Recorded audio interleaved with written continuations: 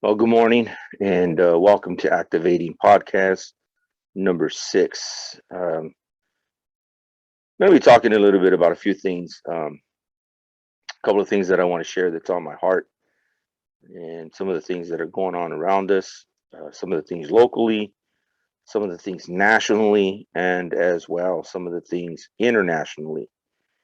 Locally, we got this recall coming up in the state of California. No more local than that can ever get. And we got all these new candidates that are coming up, and so we're praying for just God's direction on the right person to fill that position. Um, I am Mike, so I'm going to try to not to speak too loud. Just finished early morning prayer, and I figured it's been a while since I've been online, and it's been a few episodes that I have not recorded. Um, I do have a little spot for my son to relax. So he's taking a nap. I'm not going to go back home. I got to be back in another hour or two. So I figured I'd just do this little podcast and share a little bit of what I just kind of been praying about and dealing with and, you know, conversating about. First and foremost, I want to reach out and thank a dear friend of mine. He's actually a high school buddy. I'd find out later as we reconnected after all these years that he's also a veteran. And couple of days ago, Tuesday morning, I was actually on my way to the range as I normally go out Tuesday, Wednesdays, and Thursdays, sometimes Friday. If I don't go out on Wednesday. And gave me a call. He was at work. He did explain he couldn't talk long, but he just called, man, just to say, hey, what's up, bro? How's it going? Haven't heard from you. Haven't seen you around. Haven't seen any posts or anything like that. Just want to make sure you're all right. And I really want to just thank him for that. I follow a lot of. I don't want to say his name or anything like that. I don't want people to think that that he's getting a little soft and that he's a caring person. He works out a lot, so he's kind of buff. Well, a little buff. Nah. And so I don't want people at the gym to start thinking that he's a little softy and stuff like that. But it was cool to hear from another friend, another buddy, another veteran buddy. Um, because a lot of times during these times that things are going on, we don't know what our brothers are going through. Not only outside, veterans, co-workers, family members, but even in the faith. Um, and I watch a lot of, I follow a lot of guys that do 2A advocacy and a lot of outdoorsmen stuff. I follow one guy. His name is his YouTube channel is Lunkers TV.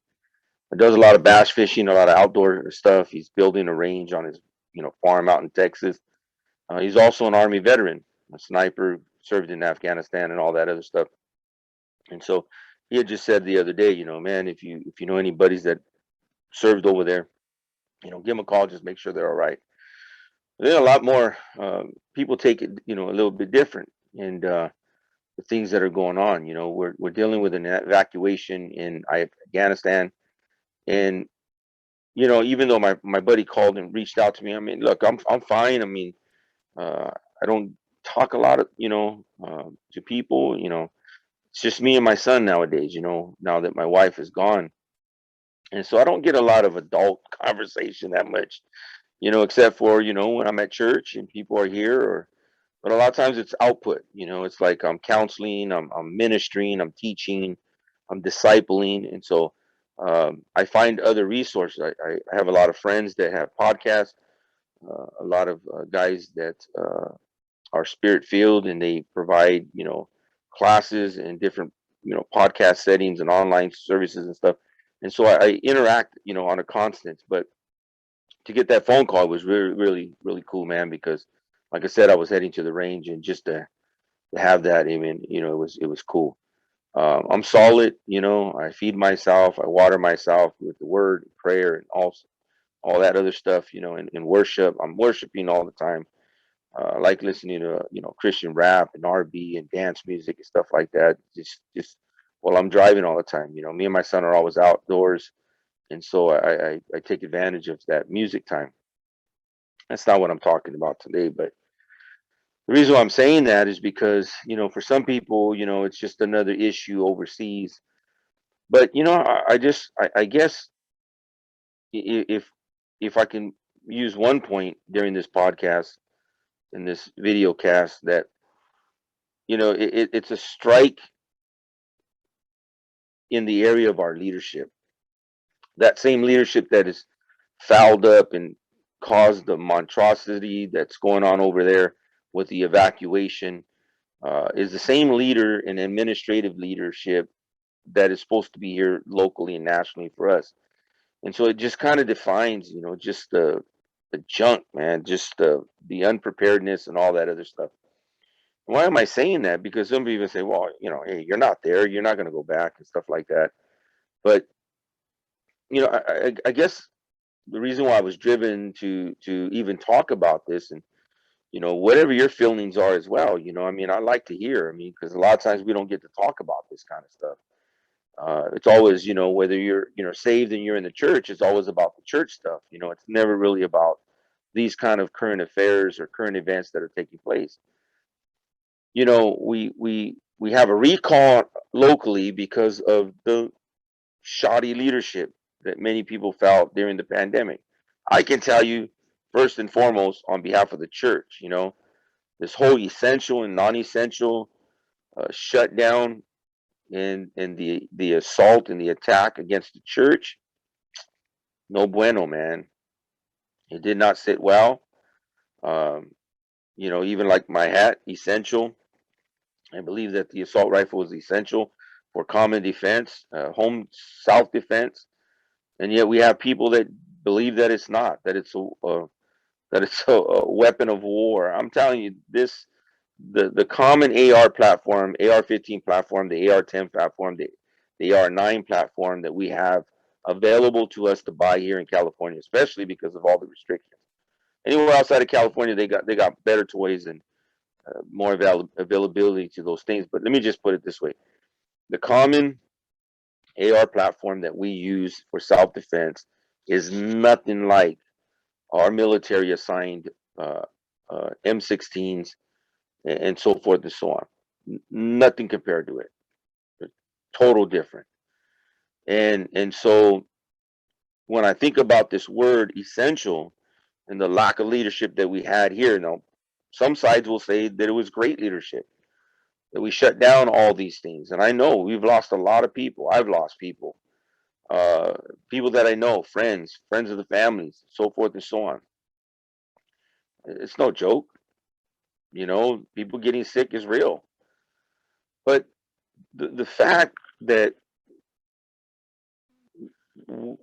somehow as a church, and us as leaders of the church, we bowed down and relinquished, we gave in, we relinquished a constitutional right, which is really under our First Amendment. It's the freedom of speech, but it's also the freedom of religion. But we also know that there's a separation between church and state. Doesn't mean that we don't have any power, but we have our own governance, meaning that our governance comes from God. We submit to God in what we're supposed to do. Now, it doesn't mean that we don't use wisdom. God tells us to use wisdom, but our church, as I shared multiple times, never shut down because we were essential. We were still getting people into recovery, helping and assisting with counseling services, whether it was through the window or whether it was through face coverings and so forth and so on. And there were still some essential workplaces where people were still working, like Walmart. We got church members in Walmart and other places that were retail, restaurants, and so forth and so on. And so, as I have a lot of guys that stayed working, warehouse people working. Uh, um, we have disciples and members in the church that work for the union, and they stayed working all the way through the pandemic. So my point was this: that I was not going to let the government infringe on my constitutional rights, especially under the constitutional right as a church, which we're separated. You don't control me. You don't own me. You can't dictate me. And so in that, if my people that God has allowed me to shepherd and to be their pastor, if they were out there working and grinding during the pandemic, then it was essential that our facilities were open so that they can come in and be refreshed through counseling and church services and fellowship and so on. But I saw that there was a lot of relinquishment where we allowed the leadership of our state to uh, to restrict us. And although in the end we won a lawsuit that they can't do that ever again, thank God for that, and for all the churches that banded together to sign on to that petition.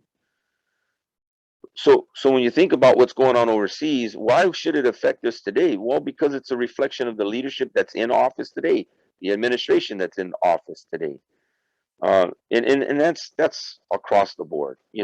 I'll tell you, I know firsthand. Why? Because I served in the military. I actually served during the first Gulf War. One of our major and main campaigns during the uh, the first Gulf War was the evacuation of Kuwait. Yes, it's correct. Evacuation of Kuwait. So because I served in a campaign that was a evacuation campaign, today's situation overseas, even though I may not have been in the military, or excuse me, maybe I just because I wasn't in the Marine Corps part of the military or the Army where I was on the ground, we dealt with our own regiment of duty and service. Served in the Navy, and we would provide air support for a lot of you know um, missions, should I say. Uh, the Bosnia, Black Hawk Down, our naval ship, our carrier was off the coast during that time, sitting like ducks, man, not able to go in there and help our brethren get out. Now, I was a boiler technician and a fireman in the ship, and so as a boiler technician and a council operator and a petty officer of the watch down in the hole, the reality was that we were providing. Well, actually, our engine room, or yeah, our engine room, our boiler room, was one of the main ones that was utilized to provide. Now, all of them do it, but you have the go-to, and our particular one was the one that would provide the catapult services. More regular than anything. Our chief was just gun ho like that, and just he was always volunteering us for everything. So uh, we were the catapult steam producers for the catapults to launch and catch the aircraft off the aircraft carrier, which would provide air support in many different situations. You know what I mean? So, but in the evacuation of Kuwait, in that campaign, it was just that. No different like the evacuation that we're getting into now. This time, it was we have civilians, or should I say American citizens, uh, and you know Afghan citizens with dual citizenships and different things, and also friends of the United States that are wanting citizenship. And so, because it's so more familiar to me because I served in that first campaign during the Gulf War. The genocide and the horrific things that were being done to the Kuwaitian people, people of Kuwait, and just so forth. And I'm not going to get into all that, but why does that affect us today? Well, because I never really listened to the briefings of the White House, but Wednesday I did. I actually watched the White House briefing with Circleback Saki, and I noticed that in yesterday's briefing there were so many and I could tell that she was very careful in picking picking her words and how she represented the White House. It was actually the area where she got angry, in the area where the word stranded. We have Americans stranded over there, and she would not use that word. When you've done an evacuation campaign of any sort, especially in the military, you know that there are going to be people stranded. I don't care how good of a leader you are. It's just the statistics. There are going to be people that are going to be running behind. There's going to be people that are not ready and do not get the notice, and they're trying to be there, and we're going to have to go back and get some people, and it's just going to happen. And so, I think about when she was saying yesterday that the American people need to know, and I want to know, just the reality is it's messed up over there. And I see that not only in our at current administration, but it happens in the church. I just dealt with a situation of just that, the lack of leadership, the fake news.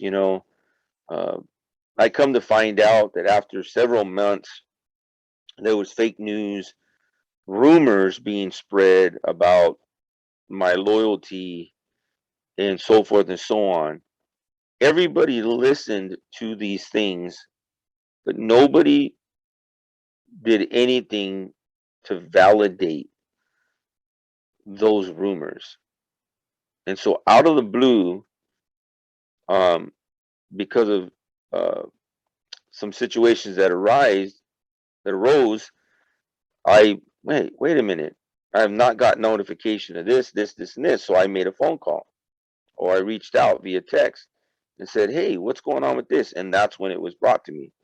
Well, all these rumors, we thought, we heard, we believed. And I'm like, well, here I am, and it's not true. What does that mean? That in the same, if we're not validating what Washington is saying, the White House is saying, or even our local politicians are saying, like this whole do as I say, not as I do, in the leadership of our current governor, who in his own was found not to be following the restrictions in which he had implemented over Californians. We saw that in the House, the Speaker of the House, in her own, salon, fiasco, all these things. And what it is that we as the people are responsible to investigate, to ask questions, to look beyond, and just not be sheep herded to listen and believe everything that's being told. And I'm telling you, man, fake news, rumors, gossip, lies, they kill people, man. Uh, they hurt people. They they rob people. And so we have to be careful. The trash man's already showing up. And so that's not what I really wanted to talk about. But, you know, with all this stuff going on, I see Christians. I was bombarded with the group text about this urgent need to pray for the people over there. I don't mean to say that sarcastically. The reason I'm saying is because it came from a brother who's been missing in action for the last year and a half. And now that there's a situation, they're moved. And I think that's why it affects even some of us even more. One of my medals that I was pinned was from the president of the United States during the time. It was Clinton. And he had been already going through this scandal of his infidelity in his marriage and all these other things.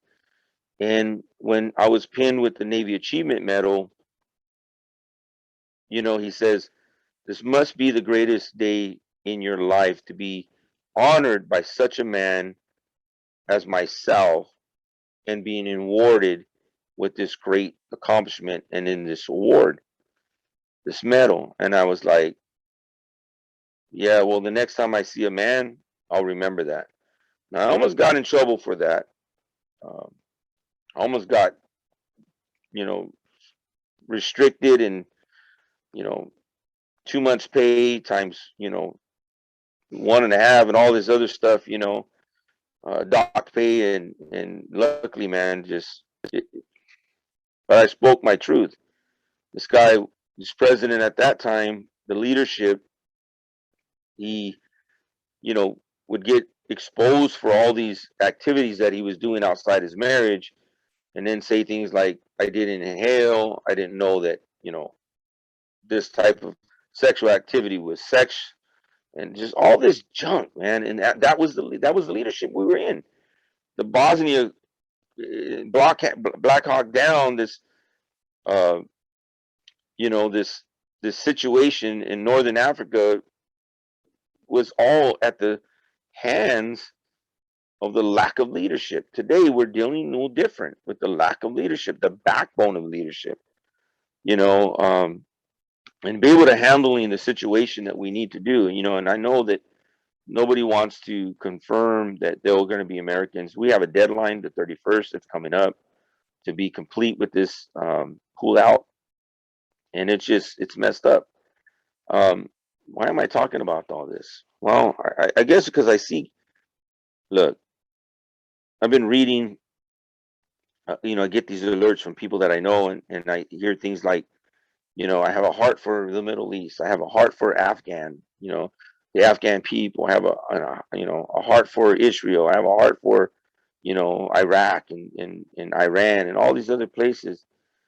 And the reality is, there's a lot of people that are not doing nothing about it. And there's people that have done stuff about it.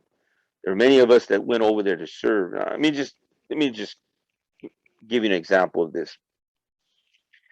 In 1990, my brother and I are sitting around, and we get the notification that we are going to war.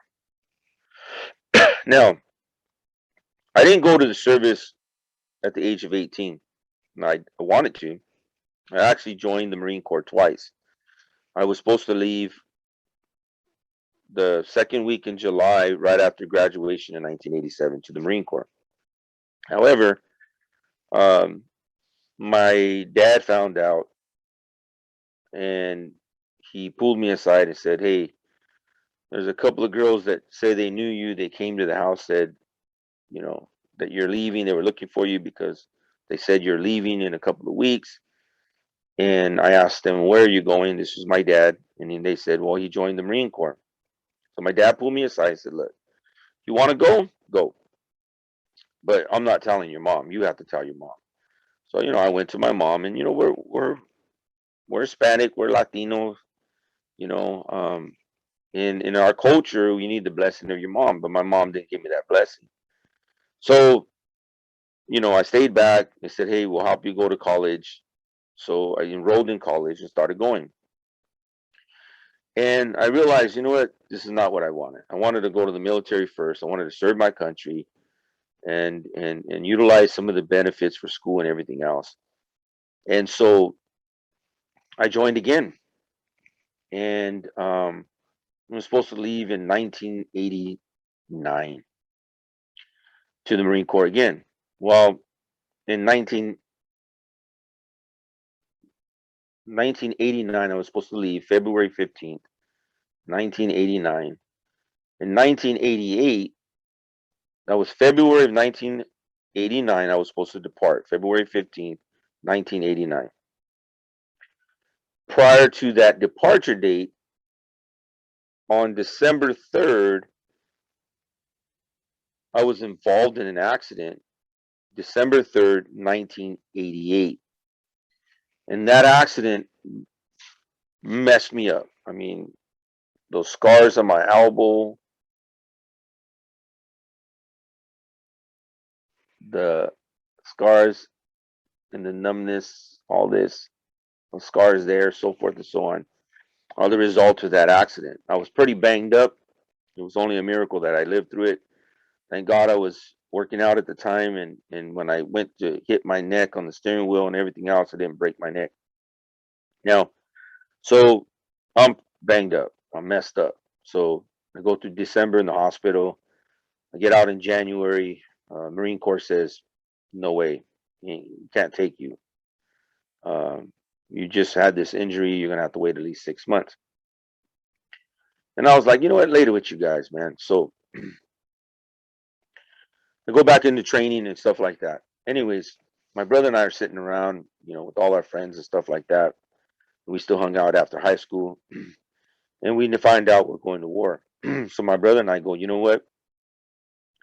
Okay, I'm done with this, man. We're going. So me and my brother, we we go down to the Marine Corps Recruitment Center in Pomona. We walk into the Marine Corps Recruitment Center and we say, sign us up, man. We want to go to war. We're ready to go. Send us now. Send me. I'll go. And they were like, what do you want to do? And I said, we want to go and fight, man. America's going to war. You're not going to have to enlist me. I volunteer. And the Marine Corps rejected us. Well, let me put it this way. They didn't officially eject us. They said, "Oh man, you want to be a Marine?" Just the whole mind game. And you gotta understand, I was 23 already, and um, I wasn't a kid. Well, I was still a kid, but wasn't 18. I already been through college. I already been working, and so forth and so on. Had a little bit of years on my life, a little bit more than just being a 17-year-old, turning 18, and then shipping off to the military.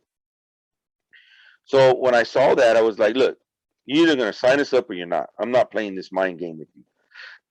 And they were like, just doing all the mental toughness stuff. And I looked over and I remember seeing the first class petty officer and the chief. I said, can you get a load of these guys here? We're wanting to come in and go to war. And they're like, listen, man, you have to understand that this happens a lot. We're going to war and we get these weirdos and these maniacs that want to go, and we need to weed them out. So I looked at the chief and I said, Chief, what makes you better or less than the Marine Corps? And the chief said, well, actually, the Marine Corps is a department of the Navy. So they started going back and forth. And I looked at my brother and I said, well, let me ask you this question. If you look at my record, I signed up twice. My mom, I was already 18. My mom didn't give me a blessing. The second time I had this accident, which was almost now 2 years ago. And um, I'm healthy and I'm ready to go. Will you enlist me and my brother? And he says, to go to the war? To join the Navy. If they send us to the war, yeah, better yet. But if we don't make it there, we don't make it there. But we want to serve our country. They said, sign up. So we signed up, and me and my brother went. Now, you got to understand this. I hear a lot of Christians saying, I'm willing to sell everything. I'm willing to give up anything and everything. Yet, that's all that ever comes out of their mouth. I'm willing, but they never do. And it's year after year, decade after decade. They're still talking about how they have a heart for something, but there's no active or reactive action that actually puts that heart into effect. Here, me and my brother were sitting there and we're like, we're going to go. And we didn't realize, but, my brother and I serving together as two siblings, my dad's only two sons, me being the oldest, my brother being the younger. And we are going to the Navy during the war. And when we got onto our ship, let me back up. Before we got onto our ship, um, we realized that there was this brother duty that they had, and it was only for the first assignment. Like you did, and then that's it. If they commission or something goes, wayward, then that contract is broken. Well, we had a command Master Chief Gallagher, out of our engineering A school, our firefighter A school, and so forth and so on. And that he helped us, man. He gave us an insight. We wrote it, and we wrote it in such a way that it said in there for the next 4 years, and they didn't see that. So we get assigned to a ship. It's a fast attack oiler that was already coming back from overseas and was going into decommission. So me and my brother are going to get on there, which they're asking for more personnel. We're going to help decommission this AOR-2, which is an auxiliary oiler. It's an attack oiler, AOR. Um, and we're not going to go anywhere because it's coming back and it's being decommissioned. The problem is we had on our chit that it said it for the next 4 years. So they shipped us to the John F. Kennedy, and we went on to an aircraft carrier and we went overseas. And then that's where we served under the campaign for the evacuation of Kuwait. My brother and I were actually the first siblings, and you can look this up, the Garcia brothers, aboard the AOR-2 USS Milwaukee, AOR-2, and the John F. Kennedy CV-67. We were the first siblings to serve on a combatant ship during wartime since the Sullivan family. True story. Look it up. They thought me and my brother were twins because my mom had gotten our social security numbers or cards, got mine late when my brother was born. She got them together. So our social security numbers were one number off. You know, mine is 118 and his is 117. And because they did it based on name, Angel and Ray or Reynaldo, my brother has the first social security number. So it makes him seem as though he's older than me. So we've always picked on him. And, you know, in the Navy, it was always, he's the older, he's 7 and I'm 8. So, anyways, so we served, man. And I want you to know this because that's why I'm saying that, you know, I mentioned at our church service today, and I just had the people rolling, man. But, you know, you heard this saying, right? Rhinos, right? Republican in name only, right? Rhinos for political depiction of Republicans that just are Republicans in name only, not by their actions and not by what they do. And so I've always had these two uh, uh, same acronyms for, you know, CINO, CINO, and DINO, DINO, which means Christian in name only and disciples in name only, because we have a lot of those sinos and dinos in the faith, man. You know, hey, I'm a disciple, but we're just disciples in name, man. And you know, our church is getting ready to celebrate 20 years, and you got to check out our videos. I talk about. I was asked a couple of questions, and one of the things was, you know, what have you lost? Like, you know, in the attacks of ministry, what have you lost? And I've lost a lot. You know, even with my son's disability, you know, my wife, other things, you know, these are all been the result of, you know, being more than just a common citizen who just goes to work every day and comes home and just minds their business and, you know, and attends to my self needs. See, you got to understand this, after the military, you know, even through all the career time, majority of my career time has always been in human development or youth development, young adult, at risk youth or at risk young adult movements, you know, with the Conservation Corps and Youth Build USA. So I've always held these positions and worked in this line of work where it's human development, it's advocacy work, you know, it's taking what the world is probably, for lack of better words, given up on, and letting them know that they still have purpose and wealth and value, that they're not lost. And so, you know, teaching young people, at-risk youth and at-risk young adults and so forth and so on.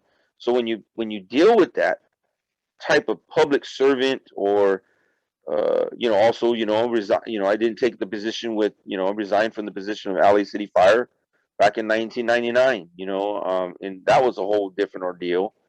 But I was called to be a youth pastor. So I've been a youth pastor ever since then, and a pastor since, you know, 2001, as a senior pastor in my own church. But prior to that, you know, 4 or 5 years as youth pastors, and so I've always dealt with this humanity thing, this human development, and dealing with crisis, and really the ugly, domestic violence, child abuse, all this stuff that a normal citizen doesn't deal with. So when you think about what's going on overseas, it hits home even more because, the reality of the sick individuals that are part of this Taliban governmental movement now, as they proclaim in themselves, they're not nice people. And the reality that they're going to do some evil, ugly stuff. Okay, I went to the war in 1990, 91, and served in the military and saw what happened to the people of Kuwait, the graves, and the humanitarian aid that we provided in that evacuation. Only to be told we could not execute the target and finish it. It would be, what, a decade later, that same ruler that we were there in the first place, the first time to deal with it, was now rising up and manifesting again. And we're right back in there. What is that? Why is that important that I'm focused on that? Because it was the leadership, the presidential leadership, the White House administration, all these things. We didn't get in there and take care of business the first time because we were restricted. No different than the drug lord being released in the Black Hawk Down situation, and was released and let to go after all the lives that were shedded, the blood that was shed on those streets. Our national leaders just allowed that drug lord to just drive off, to leave, to depart.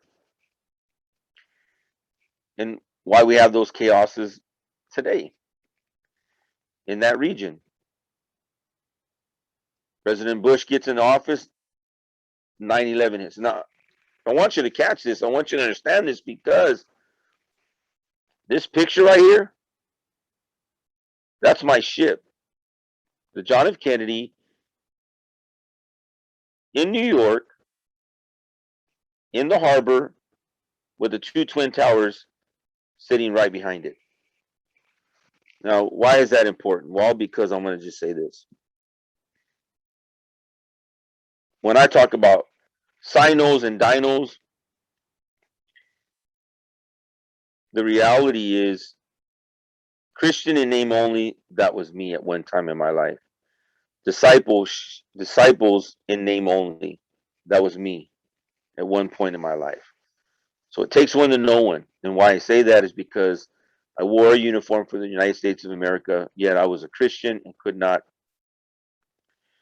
preach the gospel, carry my Bible at that time.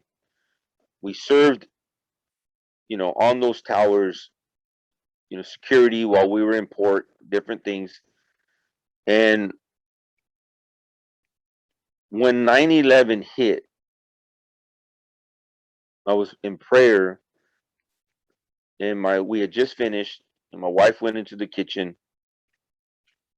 to grab us a cup of coffee, and she screamed and she called me. And as we sat down, we saw that second plane coming around. The first plane had already hit the tower, and the second plane then hit the second tower. And when that building fell, my heart fell. And I realized that at that time in 2001 or 2011, 9/11, 2001, my son was born. Um, when that happened, we had just came out to pastor the church. Sorry, 2011.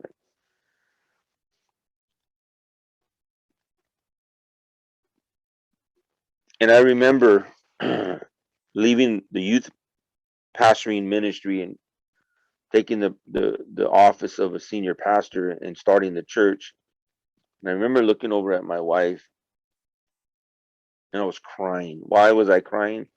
I thought about all those thousands of lives. There's like, well, I forget the number, like 12,000 people, 16,000 people, or something like that. I don't know. It's like 12,000 or more that visit those towers every single day. And because of the honor of a uniform, I wouldn't, you know, um, couldn't share the gospel because I was in uniform. And the reality was this is that when those towers came out, I was a civilian, I was out of the service, and I realized that I would never ever do that again. And that's when I realized that I had been a CINO, a Christian in name only, for a lot of years. Then I got saved, and then I started being active in the church and then active in my faith. And then I realized that I had been a DINO, a disciple in name only. And it was at those points in my life, chronologically, that I just said, you know what, God, it's all about me and you. It's all about what you have a plan, and it's all about people that are hurting, broken, lost, addicted, abused, and all these things. We're going to preach the gospel. We're going to provide humanitarian needs and services. And that's why our church, a lot of times, has been seen as a homeless church because we work with a lot of the people that are homeless, and people that are in transitional living, and we've seen just miracles happen. So, because I've been in this industry of humanitarian need and development, human development, things like this, it affects people like me, my fellow brethren that are veterans. It affects, what also affects is when people are motivated because of a crisis. And I want you to understand this. I'm not picking on anybody. That's what the Marine Corps thought me and my brother were. We saw us going to war that we wanted to jump on the bandwagon.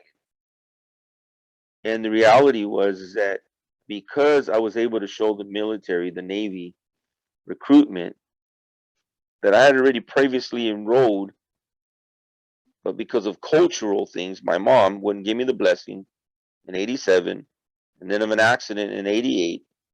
There was a track record, and all these things were preventing me from going. But now, when I hear people say, I'm willing to sell, give, and forfeiture everything because I have a heart for something, there's a difference of having it, and there's a difference of executing and practicing that heart for something. And that's what my brother and I were able to do. And we joined the military. We went and served in their country, and we see this. I'm only moved by the leadership. And it's constant. When you think about the first time I was there, we were there as a nation. I was serving in that campaign. I was serving in that time period. And then to see a decade later, we're back there because of the foolishness of the current leadership at that moment. We're back there, and now we're back there again after 9/11, and now we're where we're at. Many have said the last four presidencies, administrations have all made mistakes for being over there. Yeah, I would agree with that. So I'm sorry. Um, my boy's knocked out. I got to get going here, but I just wanted to talk a little bit. Thank my buddy. my brother, amen, for reaching out to me and seeing that I was okay. And I share that because, you know, uh, yeah, I guess it's easy to say when you've lost, when you've suffered loss, when you've experienced loss, when you see loss again, um, it hits home. And see those Afghans and not even knowing if they're even allies to who we've been there in that region, falling from the transport, aircraft to their death because of botched plans and lack of leadership and lack of execution, and because we're not even on the ground there, providing protection and safe passage. There are guys that I follow, YouTubers and Second Amendment advocates, and we're literally planning and looking for ways to go over there and see if they could even, provide some coverage. And yet, you know, in the faith, we still have people wanting to pray only. And tell you, man, go. You really have a heart for it, go, man. Go over there. There are going to be people that are going to be left. There's going to be a lot of persecution. There's going to be a lot of death.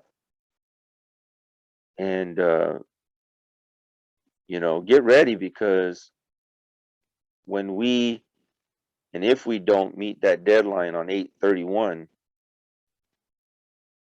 there's been threats already of what the Taliban will do if we're not out and we don't meet that deadline. Now, I don't know about you, but like I said, my buddy called just to check up on me. Like I said, I'm solid. I'm good. There's no problems there. And I'm on my way to the range. Why? Because sometimes there's people that say and there's people that do, and I'm ready, man. Whether it was, respotting in my rifles and continuing on skills building to purchasing another rifle bag that better suits, amen, situations if they arise. What about you? Are you getting ready? I mean, I'm not telling you that something's going to happen here locally, but 9/11 was locally. It hit our land. It hit our home. And if they were intimidated by us then and are laughing at us now, what's going to be the consequences of that? I'll tell you one thing. They look at the lack of leadership from a president who represents the American people, and we're the sheep of that shepherd. And I don't know. I'll probably get slammed on this video in this podcast because it's just a little bit rambling. But I haven't talked in a while. Like I said, I don't get to talk a lot. My wife is gone, and that was my partner that I talked to all the time and bounced things off. So I guess I'm bouncing them off of you. What do you think? What are your thoughts in this? If you're watching this on YouTube on the video cast, or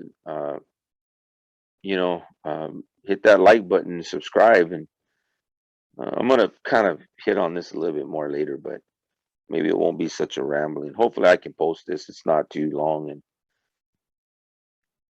it's just we got to pray for Afghanistan. We got to pray for the people on the ground, our allies there, our friends of the United States, citizens that are not being reached or can even be communicated with, and also for the troops that are going to be sent back in there to try to bring some kind of balance and stability.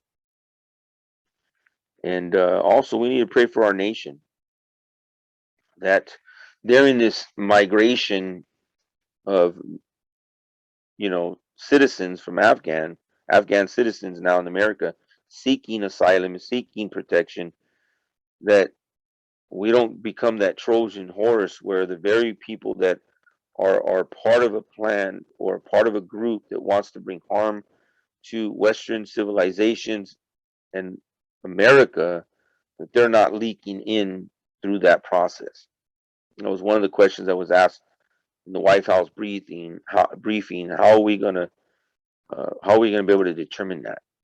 And will some of the people that are here trying to seek citizenship, if they do not meet that criteria, will they be deported? And I want you to know that, because we have a leadership right now that doesn't want to deport nobody. I'm going to tell you this right now. If you thought 9/11 was bad,